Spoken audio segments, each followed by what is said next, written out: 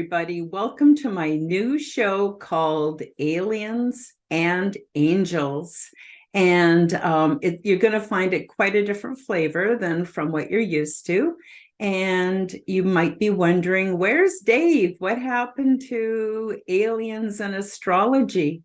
Well, actually, after the last show we did together of aliens and astrology, Dave and I had a discussion and decided that we each wanted to pursue different goals. So Dave is off working on his own content on his own YouTube channel. So please do go check him out on his YouTube channel. I believe it's called Dave Petrella 12. And you can get all the latest content that he has to offer you.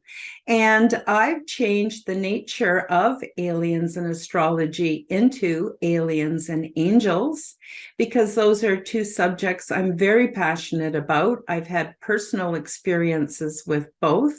And I think it's not so much that I want people to believe me when I talk about my experiences. More, I want people to take away some kind of gems of truth or little gems of learning or something to help them out in their everyday lives. So the difference is I will not be having guests on who do research about extraterrestrials or angels. I'm only having people on the show who have personally experienced aliens or angels. And they might also be researchers. They might also have their own paranormal shows. It all depends. But the big thing is that each and every one of us on the show are speaking from our hearts, and we're speaking about our own experiences. And my hope is that this show will inspire you and hopefully encourage you to come out and share your paranormal experiences. So it's my hope that you will just be able to take away from this show inspiration and encouragement from our experiences, and to know that if you're having these kind of paranormal experiences, you're not alone. There's a lot of us doing this kind of work. So I think you'll find yourself in good company when you come back and watch the different episodes of Aliens and Angels. Now, what else was I going to tell you before we get started? Oh, yes. How do you like my new intro? So I was working on several different intros, and some of you may have seen them. They're still on the playlist, and they have images of different kinds of possibly extraterrestrials, certainly different kinds of beings, not human beings, interacting with human beings. And Facebook actually gave me a strike and said that I was presenting misinformation. Now, I'm quite sure that the images I was using were simply images. They were to create a vibe or to give you a little bit of a flavor of what the show would be about, because I would say probably every episode is going to be really positive. And I know there's some negative stuff happening out there, but it's not within my realm of experience. So anyway, so I have, as you probably saw from my thumbnails and different information, you can find me on all social media platforms. But the problem is the people are on Facebook and the people are on YouTube. And so I'm encouraging you to come to my different platforms and support me there, especially Odyssey and Rumble, which are censorship free. And, check out my information there. You can also go find me on Twitter or Telegram, or you can just find me on all the social media platforms. But unfortunately, the majority of the people are on Facebook and are on YouTube. So I have to use those platforms in order to let you know when I have new shows out. But you know what? There's actually an easier way that you can find out about my shows, and that is if you subscribe. If you subscribe, you won't miss anything, and especially if you hit the notification button. So I really encourage you to do that. So anyway, I know I got off topic. So what I want to tell you is I'm absolutely thrilled to bits with my new intro. And so far, I have not had any complaints from Facebook or YouTube. And it's a beautiful intro, and it was actually created, well, I'm not sure exactly who created. I know Andy Gambino from Unidentified S4 created my new intro, but I know there was input also from Anthony Assempler. So I want to thank Andy and Anthony for creating this beautiful, beautiful intro for me for my new show. It just means everything to me, and I'm just tickled pink with it. And yeah, I appreciate you both, actually, your whole team. Folks, if you haven't gone over to Unidentified S4, go over to that channel. They're on YouTube, and you would be absolutely surprised at all of the sightings that they filmed and that they present, and they're wonderful shows. They have a show on Sunday evening at 6 p.m. Eastern time, and another show on Wednesdays at noon Eastern time. And it's not just amazing information, it's also just the spirit of that team. You'll never find a nicer bunch of people to hang out with. So I just wanted to encourage you to check them out too. So before I get started, just a reminder, please like and share this video. Please subscribe if you haven't already done so. And it means so much to me. Thank you so much. I appreciate each and every one of you. If you leave a comment, I'll do my very best to get back to you as soon as possible. So today I was thinking, oh, should I start off with talking about aliens, or should I start off by talking about angels? And I thought, well, I'm actually going to start with my angel experience because it preceded my extraterrestrial experience. And if you've watched some of my other podcasts, you may already know that my family has intergenerational contact. So there was my maternal grandmother, my mother's mother, and she actually lived around the turn of the century, going from the 18th to the 19th century. So it would be in the early 1900s.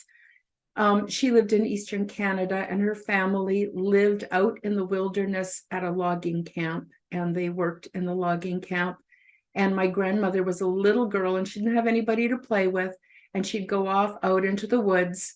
And she soon came back and said, oh, I've met some friends. I'm having so much fun in the woods. And everyone kind of went, like, I mean, it's unbelievable today. It was even way more unbelievable back in those days. So grandma just went every day into the woods and hung out with her friends. But pretty soon her family noticed that she would sometimes be talking to them with no one being around. And at that point, they kind of thought she was crazy. But the truth of the matter is, my grandmother was able to maintain contact much the same way that I maintain contact. We don't have to be physically present to be able to communicate.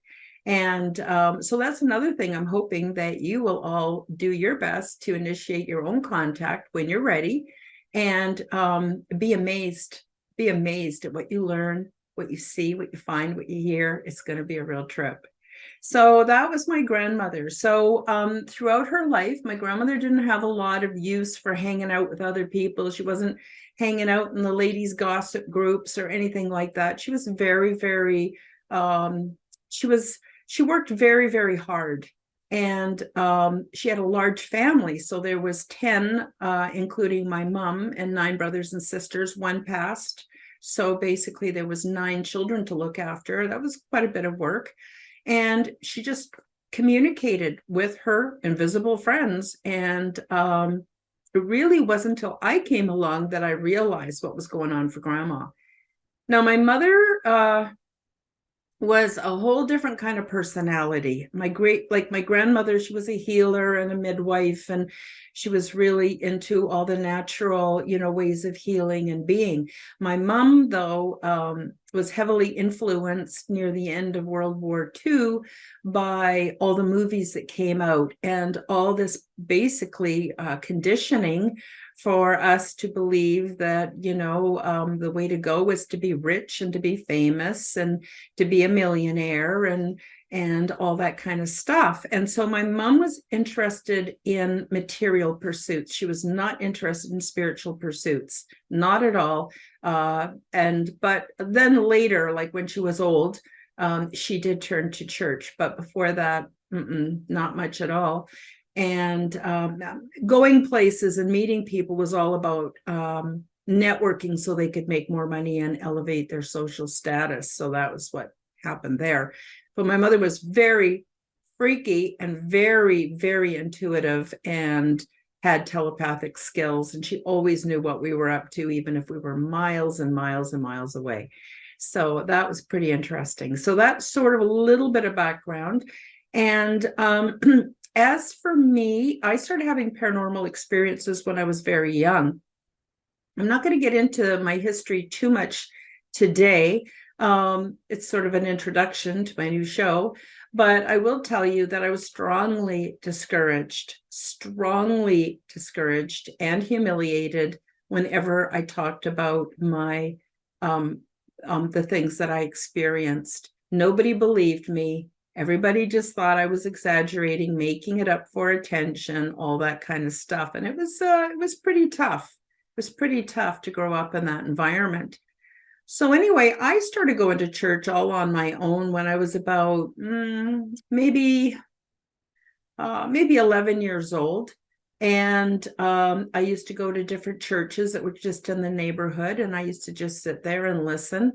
And I tried to talk to some of the pastors or ministers because I went to different churches. It didn't really matter, but they were all sort of Christian in my neighborhood, Christian churches. And I would go and I would talk to the people, and anytime I mentioned anything paranormal, I was constantly hit with, don't you dare do that. Don't you know that's where the devil's going to get you and God won't help you anymore and won't hear your prayers and all this kind of rhetoric. And so I became afraid of my paranormal experiences. And when I would have them, I just would kind of acknowledge them and then just carry on and not engage and not try to figure out what was going on or anything like that. I became super afraid, and I became really afraid of the dark and really afraid of anything that was pagan or anything that was esoteric or anything like that. I became extremely afraid of. So I was afraid of symbols, like even the symbol on my necklace, I would never, or my pendant, I should say, I would never wear something like that because I was afraid it would attract evil spirits. And it really amazed me how afraid everybody is. And so anyway, I just kept burying myself in so-called Christian religions. I checked out other religions too. Eventually, when I was in my early 20s, I actually had a lot of problems in my life. I don't really want to talk about it here, but right now, but I had a lot of problems in my life. And I ended up getting called on by Jehovah's Witnesses. And they called on me pretty consistently because I was nice and polite to them. And eventually I ended up getting sucked in and joining that organization. And I joined when I was about 21, and I was a member like up until my 40s. So I would say about 17, almost 20 years of being very, very indoctrinated. Well, eventually I just couldn't handle the stress, because what you see on the outside, the people are very, very sweet. But when it comes down to the directives from the governing body, they're very cruel and very difficult to maintain, especially if you're a single parent, if you have disability issues, anything like that. It's very difficult to stay in good standing. And if you don't stay in good standing, you get shunned by your own. So in that religion, you're not supposed to associate with anyone who's not a Jehovah's Witness. And then when your so-called brothers and sisters stop associating with you because you're not being good enough, it's very, very difficult. But eventually I basically woke up and smelt the roses and said, I'm not doing this anymore. If God wants to kill me, that's fine, because that's what they teach you. You're dead if you leave. And they all shun you. So that was a huge crisis. And the reason I'm talking about that is because it kind of leads up to my angel experience. And so I was in crisis mode, and I moved away, um, away from everybody and everything, just so I could get a fresh start. But I found life was quite challenging because I was so burnt out. The Jehovah's Witness lifestyle is very demanding, and I had other issues that I needed to deal with as well. And so after I left, I was, just not doing real good. Just going to say it, just going to be honest. And then my former husband approached me and said that he and his new wife, I guess, I'm not sure they were married yet or not, but they said, we don't approve of the way you're raising the children. And my former husband had very little contact with the kids. He said, it's my turn. I want them to come live with us and we'll be proper parents to them. And I was feeling so beaten down, and I didn't really know what to say. And I'd lost all my community, all my support. And my mother, who now was religious, was very mad at me for leaving that organization, and spread rumors about me that weren't true. And it basically just further isolated. I was really having a tough time.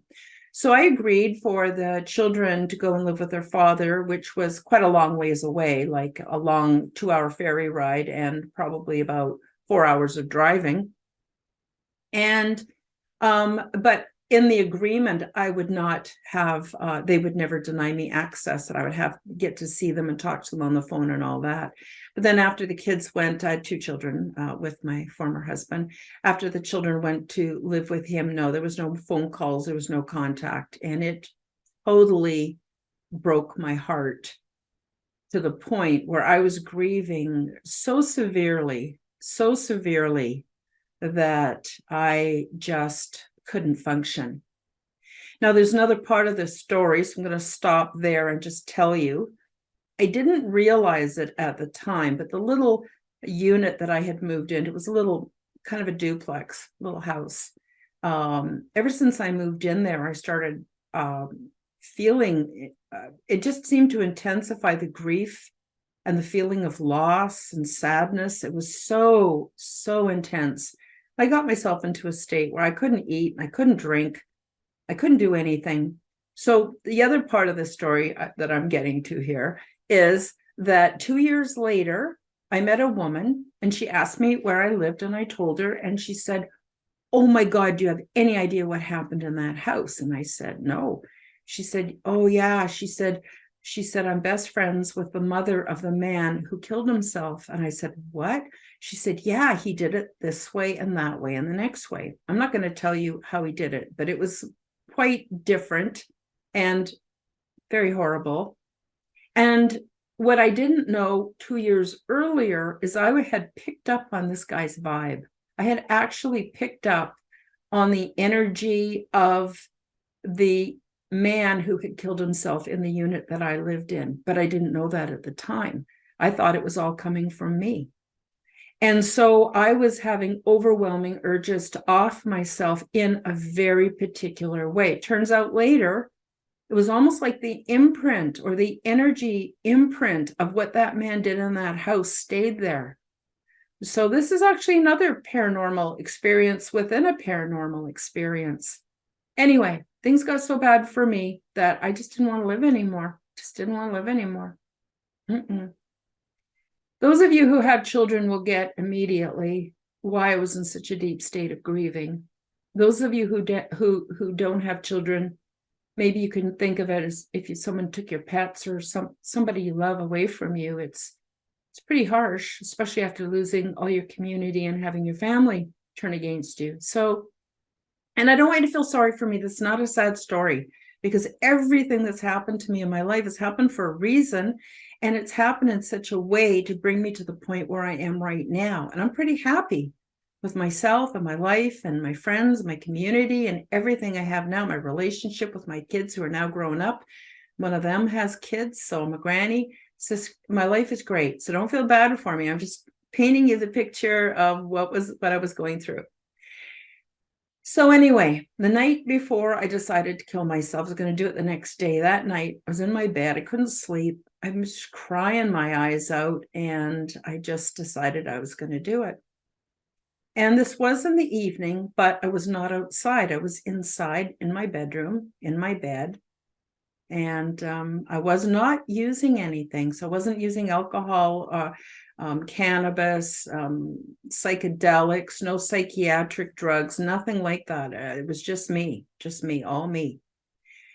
Anyway, so all of a sudden, I had what I would call an explosive vision. Now, I have visions all the time. Some of them are very subtle.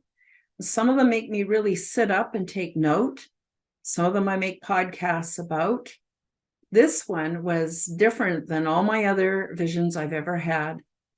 And it was like a reality was sort of overlaying my regular reality. So I stopped seeing the bed, the room, the items in the room, and all I saw was a nighttime sky.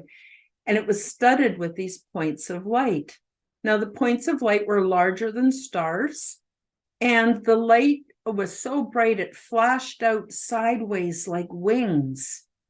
And there was so many of them. And I was just frozen in my bed looking at this, like, wow, what is going on? And I was fully conscious at the time. I wasn't sleeping. I hadn't been sleeping. I hadn't actually slept for a few days. It was pretty bad. And all of a sudden I heard a voice, and I heard it. So I saw this with my physical eyes. I heard this with my auditory. This was not the usual way I channel information from other beings. And the voice was like 1,000 voices, all speaking at once in one perfectly synchronized voice. So I don't know. I don't even know what it really was. I call it my angel experience because it does definitely feel angelic. But I'm running all of this through my own personal filter and giving it to you as accurately as I understand it.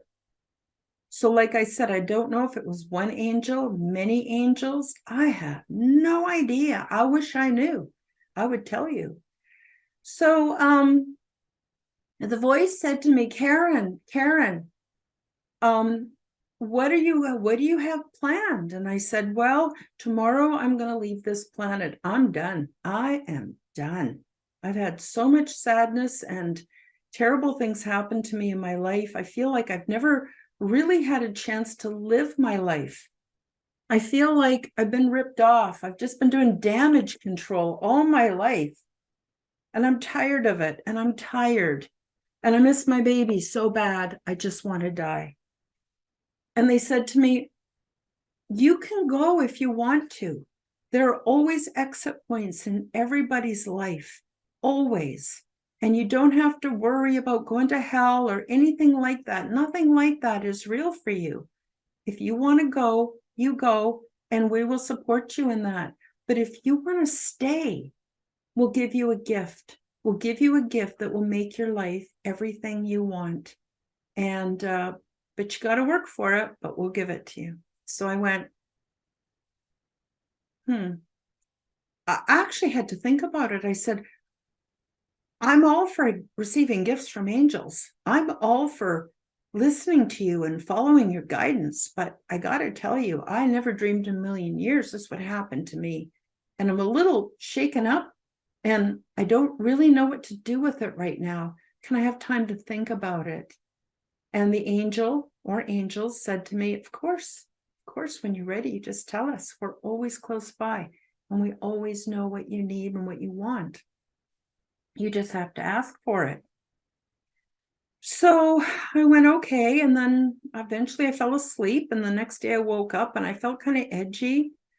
And I was just thinking about it and trying to make sense of it all. And then I don't know if it was maybe 2-3 days later, I was out walking and I was thinking, what do I want as my gift?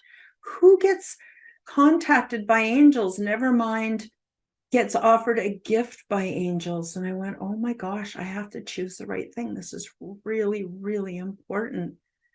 So I thought about it. I thought, if I was rich and had a lot of money, wow, my life would be really different. I'd have everything I need. I'd be able to go and see my kids or hire a lawyer and get them back. I would be able to help other people. I'd be able to make a difference in this world. Maybe it's money. I went, no, doesn't feel right. Just doesn't feel right. What else could I want? Oh, maybe if I had a lot of prestige and I was really popular and people really loved me, then I'd have all the support I need and I'd be able to get back on track and it would be ever so lovely. And then I thought about it and went, no, that's not it either. And I thought of a few other things that you would think, that people commonly ask for and pray for and want to help them in their lives. And nope, just I knew it wasn't right. And I thought about it. And finally, it just struck me. And I decided to ask for wisdom, because if I had wisdom, I could have and do and be anything I want, because I would know how, but I'd know how in the right way. I'd know how to use my gift my gifts in the right way so that I can make a difference in this world, not just in my life, but for other people too. And that's what I decided on, and I asked for it. Now, this is the weirdest part. The weirdest part of this whole thing is I just got the intuitive knowing or feeling. I didn't hear it audibly. And basically, it was the same being or beings saying, Karen, now this is your journey. Do you want the quick method or do you want the slow method? And at the time, I was feeling, I guess, a bit greedy and excited. And I thought they were just going to pour that wisdom into me and I would just know. But, well, it did work that way, but it didn't work that way. And so I said, I want the quick method. Now, afterwards, I got thinking about it. And I thought, oh, Karen, I don't know. Are you sure you want the quick method? Because I knew the slow method would be a gentler path. And I didn't want a gentler path. I wanted change and I wanted it now. And that's why I asked for the quick method. Now, my life did not magically become perfect or wonderful or comfortable, not at all. And that was about the last time. That only really happened that maybe a 1 week period of my life. And it never happened again after that. Although I do channel and I do get definite spontaneous knowings by the way it feels and the tone of it, that it is angelic beings. But I don't have any explosive visions from them. I don't see things. I don't hear things, nothing like that. It was just kind of that one week thing. But the effects went on and on and on. So what happened to me after that was health issues, terrible health issues that left me very disabled and very misunderstood. I ended up having a very badly botched surgery. I was in the hospital for a very long time. I could have nothing by mouth, not water, not food. And everything was dumped into what they call a PICC line, which entered my arm, went over into my heart and just dumped everything right into my heart. And that caused some problems too. And because of the experimental drugs they gave me to try to save my life after, that caused all kinds of problems too. So it was really, really horrible. And it was also really horrible because well, I guess I missed a point in between. So what happened was very, very quickly after I had the original, sorry for jumping all around, guys, but it's just how I roll. So what happened is after my angelic experience, I ended up volunteering at a women's center. I ended up finding out about anti-poverty work, and I knew nothing about any of this before. And I ended up joining an anti-poverty coalition, and I ended up forming an anti-poverty social justice group. And through doing all of that, I ended up with opportunities to go back to school. And so I had to have a lot of testing and stuff. And it turned out that year after year, I just kept getting reapproved for the next level of my education. So I started with my 2-year, point. Everything in my screen is backwards. So I'm there. Now I'm pointing to it. That is my 2-year diploma in women's studies, which they now call gender studies. And this is long before the whole woke ideology. And I'm not part of woke ideology, but I do understand all the concepts behind it. But then after that, I ended up getting fast-tracked to the University of Victoria, where I got a degree in social work, and which is phenomenal because I'm basically a non-reader. I can read a little bit, but my mind doesn't generate the images, the visuals that go with what I'm reading. I have to just look at words and know what they mean and try to get through that way. And yet I ended up with being in the top 5% of the students that ended up graduating with distinction. So that was pretty unbelievable, but it still happened. I was pretty burnt out. I worked really hard, not going to lie. It's not like I just walked in there, wrote my exams, and got all these good grades. No, it was really, really tough. But it was exactly the type of education I needed to set me on my journey. And I specialized in addictions and in family counseling, and that's how I'm able to offer you the services I have on my website because of that training. So then after I got my degree, I had another problem, and this is before 2019. This is back in 2004, okay?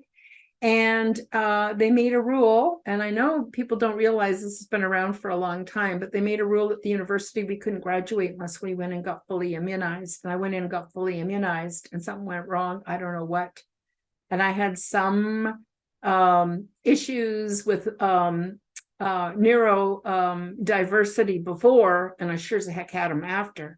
So what happened was I had trouble expressing myself and communicating effectively, even though I just finished getting this degree, and nobody would hire me. And yeah, it was pretty scary. And then I ended up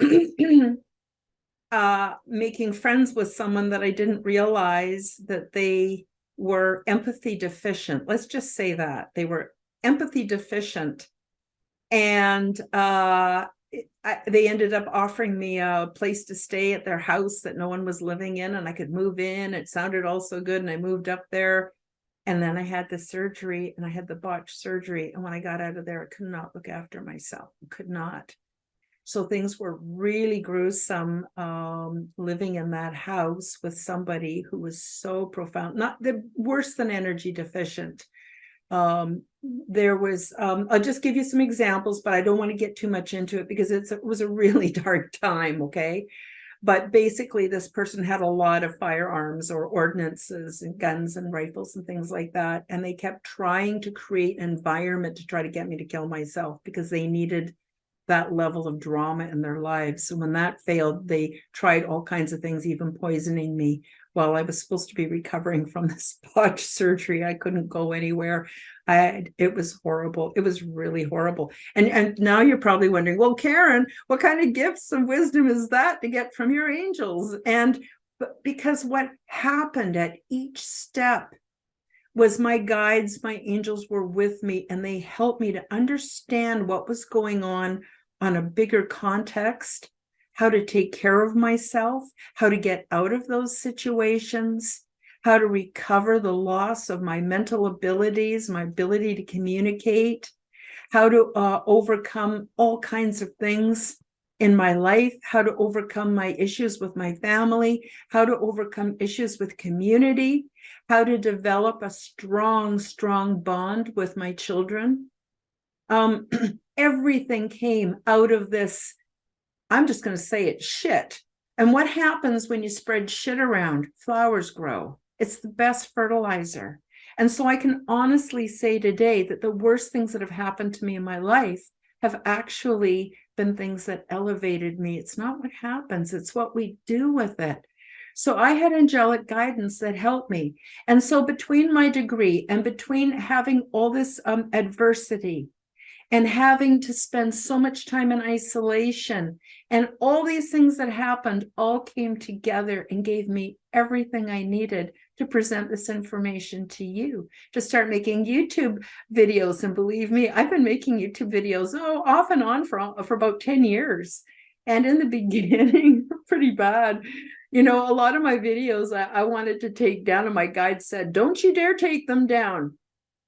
And then I realized why. It's because I asked for a voice. I asked for the voice so that I could share with everybody about my experiences with angels, with extraterrestrials, off planet, all kinds of amazing things that I have actually lived through. And, I wanted to share this stuff. And so I asked my guides to give me a voice, help me to know what to say. Most of my podcasts, I don't prepare for. Some of them when I'm doing a presentation and you'll see a slideshow. Yeah. But otherwise, I have no idea what I'm going to say until it's out. I have to sort of watch the show to see what I even talked about, because in the moment, I'm just doing my podcast and not really thinking about anything else. So anyway, that was pretty incredible. Yeah. It just helped me so much, all of that. And even today, if I ask for help, I get it every single time. And so the whole angel thing is tied up with another talk I do is all about Holy Spirit, and I've done a couple podcasts about it. So if you check out my playlists, I've got stuff organized on my home YouTube page. On my Rumble and my Odyssey and other platforms, not so well organized, because I'm trying to figure it all out, and I'm just by myself, and trying to figure it all out and learn it and do all this. I never dreamed I would be in the position I'm in today. And not just with podcasting, I mean, with my community, with my family, where I live. I have the most comfortable place to live. It's so beautiful and private. I never dreamed I would have such a beautiful place to live. So many things have come to me, and my life is really rich and really rewarding. And, people say, well, how do you know it was angels? Could have been ETs. You're right. Might be splitting hairs. I don't know. I'm just telling you everything as I experienced it, run through my filter to the best of my ability to put it into words, to pass that information on to you.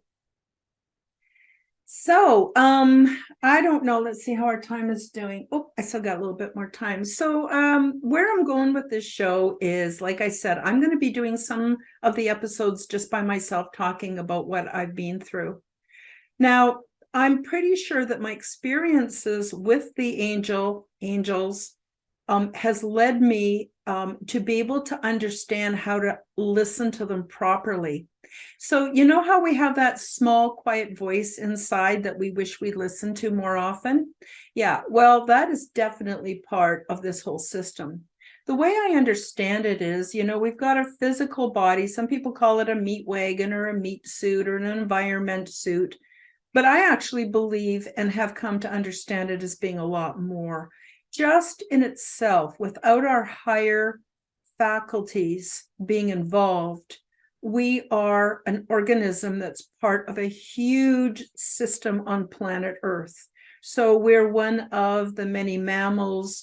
We are, we live with plants, and we live with weather systems. We live with crystals and rocks. We live with all these things, and we're part of that. And each thing is sentient and understands reality far better than us humans with our conscious brains are able to understand. And that's been very well demonstrated by people who've done psychedelics and communicated with plants and things. Now, a lot of mainstream people think that when you do psychedelics, you're having a fake experience, but actually it's the opposite. It's where you find the real. And I'm not encouraging you to run out and do psychedelics, not at all. I'm just trying to say that the physical human body, apart from our imagination, apart from our soul, apart from all of that, and it really behooves us to treat the body, because it's a temple. It is where all the magic happens. And in order to do that, we have to take care of the temple body. We need to nourish it with a biologically appropriate diet. We need a certain amount of body movement. We need people in our lives who support us and love us and encourage us. And we do not need to be around people who bring us down. Not now, not ever. Then there's another part of us, which is our imagination, which is sort of housed through our pineal gland into our physical body. And that, again, when you take care of the physical body, that pineal gland is able to do its job even better. And it's the funkiest little gland in the body, as far as I'm concerned. Now, your pineal gland has rods and cones all inside of it, very similar to what we use to be able to see with our eyes. We can see with our eyes because we have rods and cones that pick up bright light and also night vision. Okay, so we have that same thing lining our pineal gland. And then what happens, according to how we are thinking, our desires, all kinds of things like that, we excrete chemicals that form the illusion of reality that our little eyes pick up and register as our imagination. So when you're talking about the mind's eye, you're not kidding. The mind has an eye, but it's also more than that. It's sort of a portal and a meeting place for the paranormal and the normal. And so what happens is through that, it's also tied into your chakra systems. We're able to communicate with our higher self. We're able to bring in our guides, be they angels, extraterrestrials, whatever. And that's sort of the magic area that facilitates our contact. So it's super important. And then, of course, we exist on many different dimensional realities, and we exist on many different dimensional universes. Oh, man, I saw a really good documentary the other day where they basically show you in math how everything in our universe came from a spark of light and how it became everything else. So if that's just one spark of light, how many other sparks of light are out there creating universes as well? So it's a pretty big subject, I gotta say. So there's all that going on. And then there's our spiritual selves. Now, we exist on higher dimensional frequencies because our third dimensional self is emergent from the higher frequencies. And I'll give you a little example. So when you go out in the sun and you see your shadow is two-dimensional. It has no depth, it just has width and it has length. And that is emergent from you, because without the sun shining on you, you would not have a two-dimensional shadow. Well, the same thing is true for our three-dimensional selves. So our three-dimensional selves is emergent from fourth, fifth, who knows, higher frequencies. And the whole illusion of being an individual exists on the third dimension. And we're here for soul development, soul evolution. And it's a proving ground to show who we really are and what we're really made of and what our intentions really are. And there's nothing hidden. So even though you think you're getting away with stuff, you're actually not, because nothing is hidden. More on that in other podcasts. So when we go up into the higher dimensional realities, we are no longer individuals, but we're sort of energy groups. So you might find that there are family members, or there are people, or there are other things that you suspect you get incarnated with over and over again for different reasons, to learn different lessons. Well, actually, on a higher dimensional reality, you might actually be one being. Because when you think about it, what makes us different? Not much. Our genetics, our life history, and our experiences, and our self-identity. That's really the only three things. Everything else, we could all be the same. So if you take away our genetics, if you take away our life experience, possibly here we are, beings that are completely different than what we think.